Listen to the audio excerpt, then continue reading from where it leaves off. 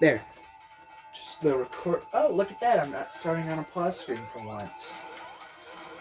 Is it per take the chance that I'm recording this immediately after the last episode? Why, yes. Yes, it is. In fact, I did not even take like a 2-minute break in between recordings. So, last topic, I completely went on and on and on about how YouTube's breaking itself day by day with each new addition to the terms of service and catering to kids. And now this time I'm going to bitch about the Sonic comics. Sonic the comic is both the best and worst thing I've ever seen in my life. Granted, I haven't sat down and actually read them myself. Because they're kind of hard to find unless, you're going on eBay and paying like ludicrous prices for them. But, shit. Tails. I've been watching Chari 5's, Tails, you bastard. I've been watching Chari 5's, reading every Sonic comic stuff, and come on, Tails. We're still very much in the Fleetway stuff, but, despite all that, it's still very good. Or, it's at least kind of good. It's decent. It's decent. For the majority of it. I knew it. Shit. Tails. Pick me up, buddy. Thank you. But, yeah, it's good, and at the same time, it's awful. Mostly because, the characters can do no wrong. They can never be put in actual situations of they're gonna lose, because, everyone says that that's like the problem with IDW. The only problem IDW has is a lot of their stories just take, they go on for way too long. Like, the Metal Virus stuff was understandable why it took so long to get through, because, well, it was like a zombie apocalypse. It was understandable, even though I think they could have waited a few issues, or they could have waited a few more storylines to properly build up the world. But at the same time, it makes sense why they did it, because it is the... because it's,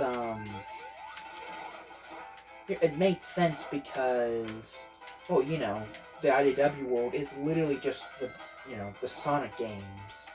That is their entire backstory, so it it worked, but at the same time it didn't work, if that makes sense.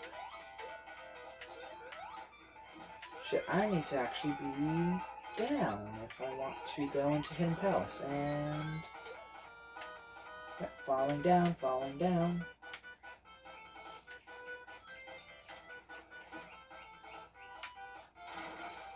Alright, around here somewhere should be the pit for Hidden Palace. Yep, here it is. Whee! Anyways, but the thing that I just don't like about Sonic the comic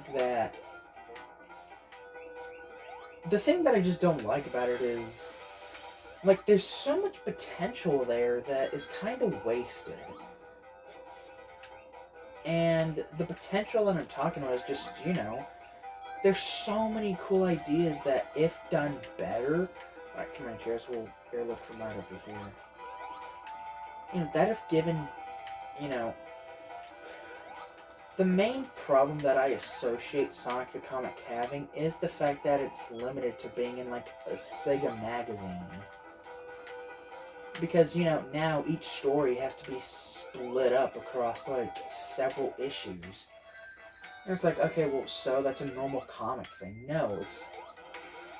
Having a story have only 5 pages per issue, even though it's a story that could fit on a standard 30-page comic, yeah, I don't think that's a very normal issue. And I feel like if the stories weren't limited to 5 pages per issue, or, however many pages it is, it's like 5 or something. But if they weren't as limited, I feel like they would do way better. because they'd have more time to establish actual conflict in the story. And you know, so many of the ideas they do are so cool, though. But it sucks because they never get fully realized. Even though, you know, it wouldn't be that hard to fully realize them. I just love this Master Emerald sprite. Also, it kind of like glows to show you what's inside. I love that. I like Hidden Palace Zone. Oh, shoot, I don't have any super. I don't have any rings all with me. But although I haven't read really a lot of the Archies, and I haven't gotten to the Archies at all during the, you know, the marathon and all that. Oh, the big boy.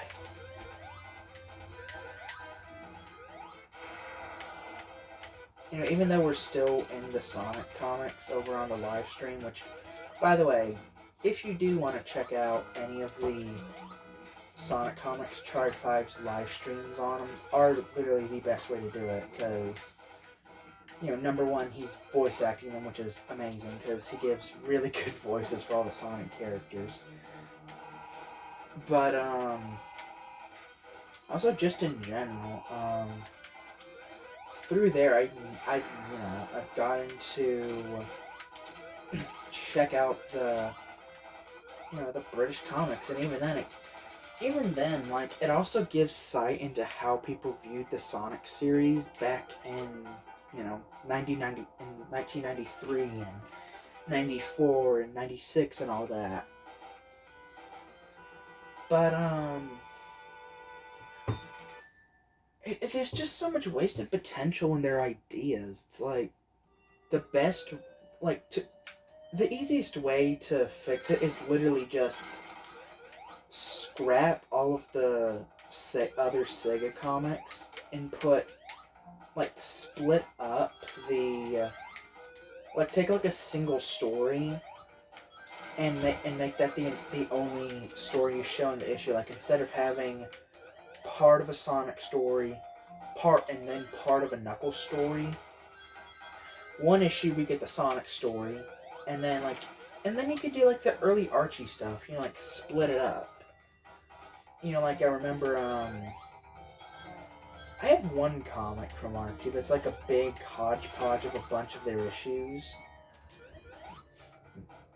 And also going through and reading or watching Sonic speed reading by the Gameapology that goes in depth into a bunch. He mostly does the IDW stuff, but at some point he says he's gonna do the Archie stuff. And even then, the few Archie comics he has gone through and read, by covering every Sonic robot and stuff like that.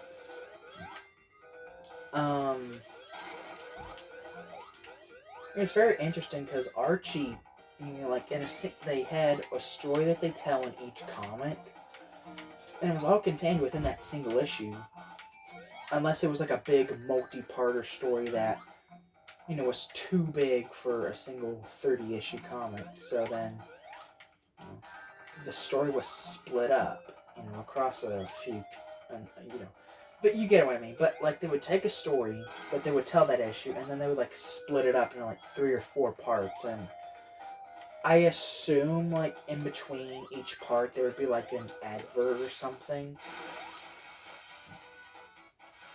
But it's very interesting. But if you wanted the full story, you wouldn't have to pick up one comic this month.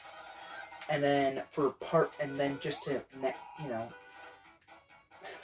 not only does, it's hard to explain because it sounds like I'm just explaining the same thing and saying, okay, just do it, but better. It's quite literally, okay, say they have a story that only takes up a single issue. They split that story up into 3 parts, but it's all the same story. It's not split up across several months. And later on, as the RT series went on, they later went into more traditional, just, okay, it's all one story. Put the inserts in the back of the comic,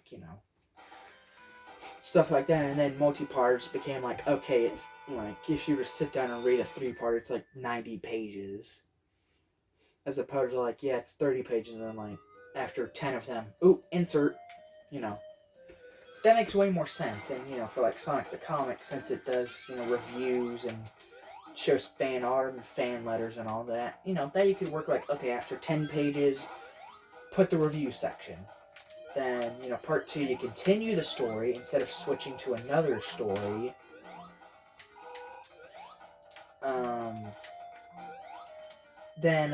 Then you'd put in like the graphic zone, show people's fan art and all of that. And, maybe put some Sega news in there if you really wanted to. And then, after that, then you have part 3, the last part of the issue story, and then there you go, you're done. And if you finished it within 10 or 20 pages in the previous parts, then you can fill in like some random Sega comic there. Put in like a short slice of life story in there, Like most of the Tales stories can fit within like a single 10-page spread. And by doing that, you could, not only would everything have more time to actually sit, but like big moments where it's like, oh no, they're in danger, and the very next panel they're not in danger because like, oh wow, some bullshit that Sonic can do just because he can. Like, oh, he vibrated his feet at a fast frequency. Like, okay, that's bullshit, but okay. Yeah, that way it's like, okay, now instead of next panel, it's like, okay, now you gotta go through the adverts and the reviews and the fan art and all that to get to the next part. That would be way better as opposed to, okay, now you gotta wait like 2 weeks just to get the rest of the story, which, if we just, instead of wasting your time and making it confusing on, because it gets confusing, because when you have a comic that features 4 different storylines all going on at the same time, it just becomes like super confusing. Like, like it worked at first when it was just a Sonic story. It worked having a simple, like, story that only takes 10 pages, split up across 2 issues, only equaling, split up into 5-page parts across 2 different comic issues. That worked, because it wasn't confusing. It was very easy to follow. And the stories were like, they didn't require, they were kind of written with the 5-page limitations in mind.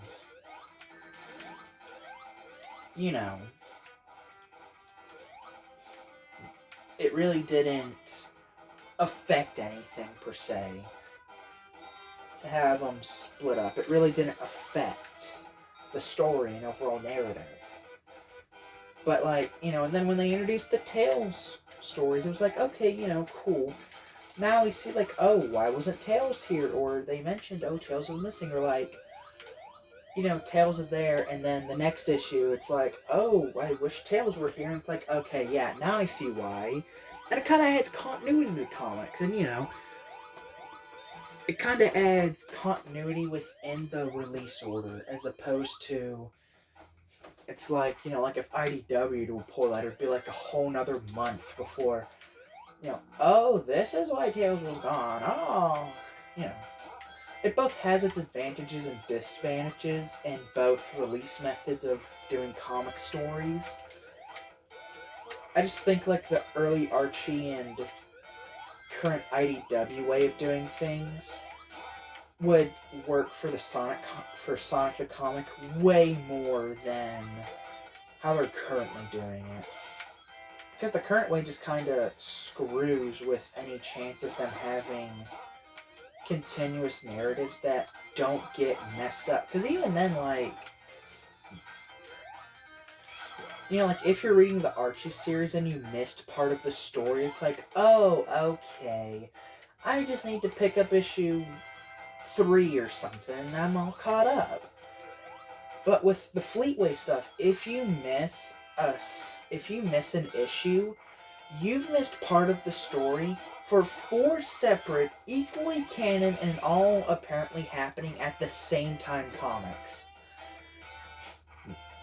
And if you miss like a couple of issues, like, oh, this month I didn't have enough money to buy any of the comics, so now, or like, hey, I'm grounded and I don't get an allowance for 2 whole months.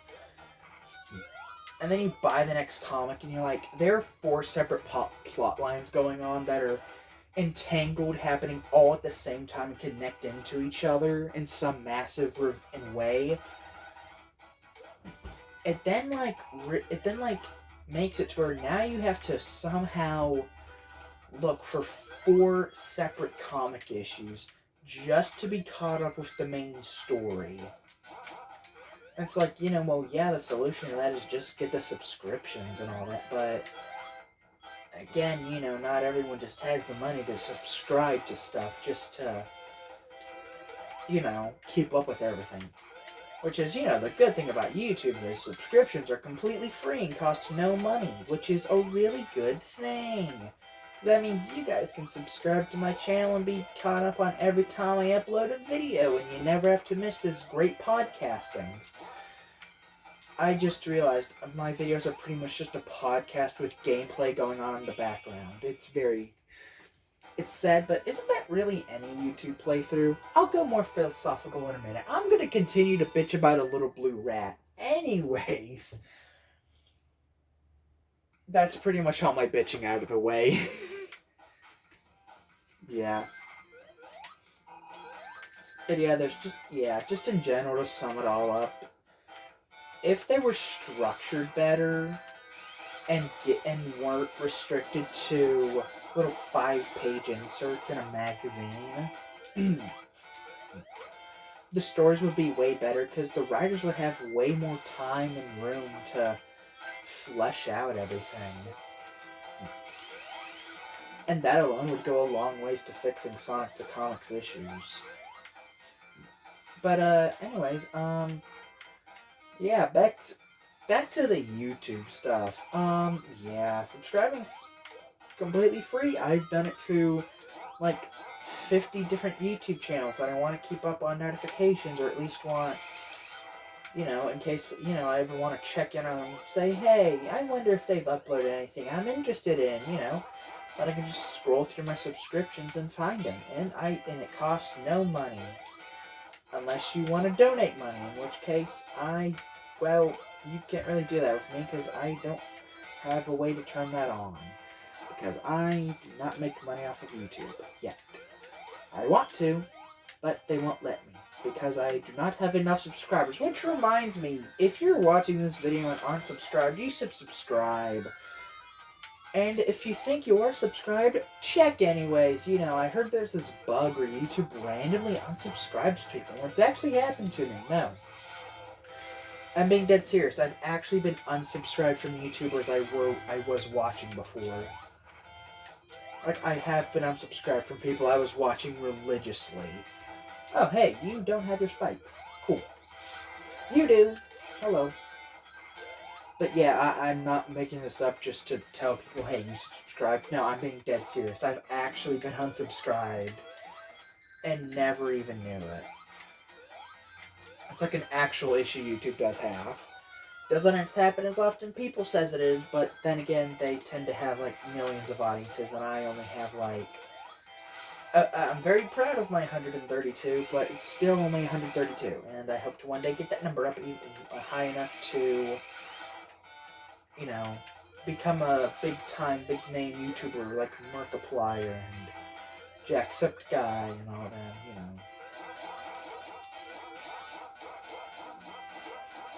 Anyone else just love it when a YouTuber you watch is like, doesn't do anything that any of the other big YouTubers do, and they just name drop them or are name dropped by said big YouTubers?